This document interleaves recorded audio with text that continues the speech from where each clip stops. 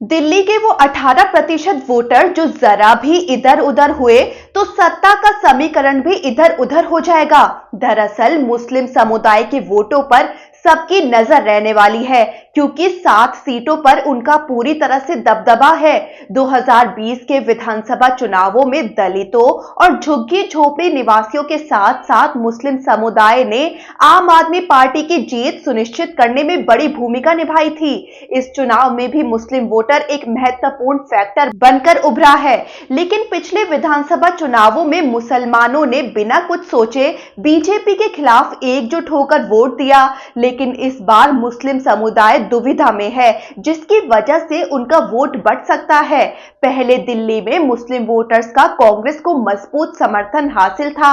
इस समुदाय ने 1998 से 2013 के बीच लगातार 3 कार्यकालों तक शीला दीक्षित के नेतृत्व में कांग्रेस की जीत में बड़ी भूमिका निभाई थी। दिल्ली के मुस्लिम समुदायों के साथ कांग्रेस के ऐतिहासिक संबंधों से इनकार नहीं किया जा सकता है।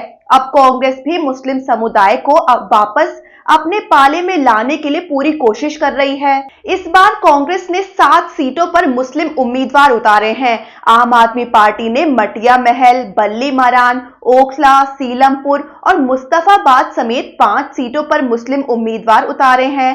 पार्टी ने 2020 के चुनावों में भी इन 5 मुस्लिम बहुल इलाकों में मुस्लिम चेहरों को ही उम्मीदवार बनाया था।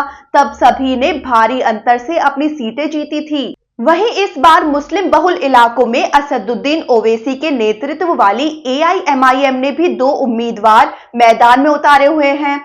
एआईएमआईएम ने ओखला में शिफाउर रहमान को मैदान में उतारा है और मुस्तफाबाद में ताहिर हुसैन को अपना उम्मीदवार बनाया हुआ है। इससे पहले एआईएमआईएम ने दिल्ली चुनाव नहीं लड़ा था। वहीं इस बार दिल्ली चुनाव में आम आदमी पार्टी को बीजेपी से कड़ी चुनौती मिल रही है।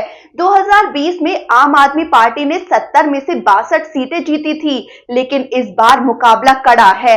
अब इन मुस्लिम सीटों पर भी वोट बढ़ता है तो आम आदमी पार्टी के लिए मुश्किल हो सकती है।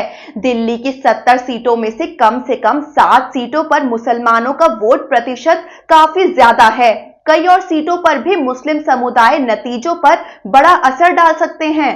प्रमुख दलों ने 2020 के दिल्ली चुनावों में कुल 16 मुस्लिम चेहरों को आजमाया था, लेकिन इस बार इस संख्या को दोगुना कर 32 कर दिया है। हालांकि बीजेपी ने कोई मुस्लिम उम्मीदवार नहीं उतारा है।